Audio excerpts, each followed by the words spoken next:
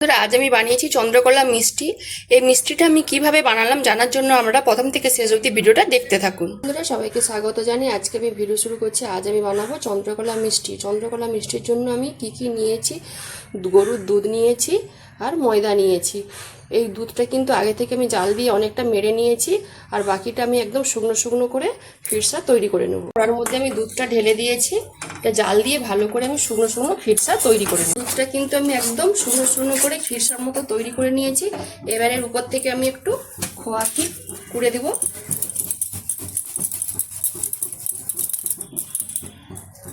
আর দেবো এলাচ গুঁড়ো আর একটু চিনি দেব। ভালো করে মিশিয়ে ফিরসাটা জায়গাতে আমি ঢেলে নিয়েছি। কতটা তৈরি হয়ে গেছে আমার ফিরসা। ময়দার একটা আঁথাল তৈরি করে নেব। দেখুন, এক বাটি ময়দাটা আমি দিয়ে দেব।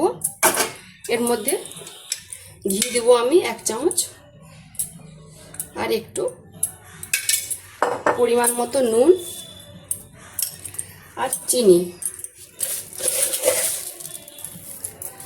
সব মিশিয়ে নিয়েছি। এবার অল্প অল্প ঠান্ডা জল দিয়ে টাইট করে একটা আমি আঁথাল তৈরি করে নেব। ভালো করে আমি ডো তৈরি করে নিয়েছি।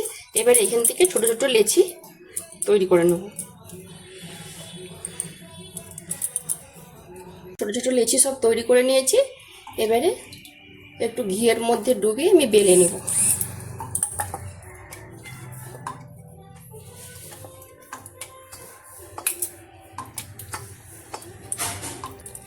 দেখুন, একটা বেলে নিয়েছি।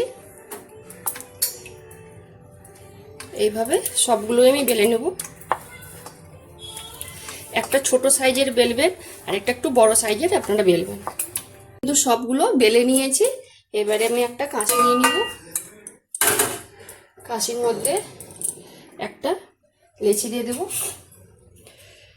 এই যে ক্ষীরটা যেটা তৈরি করেছিলাম, এই ক্ষীরটা আমি দিয়ে দেব। এর মধ্যে আরেকটা লেচি দিয়ে দেব। দিয়ে ভালো করে এইভাবে দেখুন মুড়ে নেব। চেপে চেপে কিন্তু মুড়বেন, ভাজার সময় যেন না খুলে যায়। দেখুন, আমার একটা কিন্তু তৈরি হয়ে গেছে। এগুলো চন্দ্রকলা মিষ্টি তৈরি হয়ে গেছে। আমি আরেকটা আপনাদেরকে করে দেখাচ্ছি। দেখুন, লেচি নিয়েছি, ক্ষীরটা আমি ভরে দেব। এর মধ্যে উপরে দেখুন ছোট লেচি দিয়েছি। ভালো করে সাইডে আমি চেপে দেব, দিয়ে এবারে ডিজাইন করে নেব।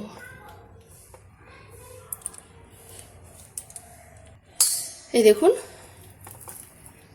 তৈরি হয়ে গেছে। আমার কিন্তু সব তৈরি হয়ে গেছে। এবারে আমি ভেজে নেব। সাদা তেল ভালো করে গরম করে নিয়েছি। এবারে ভেজে নেব। এটা কিন্তু হালকা আঁচেই কিন্তু ভাজতে হবে। সুন্দর ফুলে গেছে। এবারে আমি আরেক পাশ লৌটে দেবো। মিষ্টিগুলো লাল লাল করে ভেজে নিয়েছি। এবারে আমি জায়গাতে তুলে নেব। এইভাবে সব মিষ্টিগুলো আমি ভেজে নেব। মিষ্টির রস তৈরি করে নেব। দেখুন, এক বাটি আমি চিনি দেব। তাতে আমি জল দিয়ে দেবো 1 গ্লাস। একটা এলাচ দিয়ে দেবো আর একটু কেশরের কালার দিয়ে দেবো। এটা কিন্তু আমার ভালোভাবে তৈরি হয়ে গেছে। এবার আমি গ্যাসটা বন্ধ করে করলাম। মিষ্টিগুলো কিন্তু ভাজা হয়ে গেছে। মিষ্টি রসে আমি ফেলে তুলে নেব। মিষ্টিগুলো একটা একটা মিষ্টি রসে আমি ফেলে দেবো।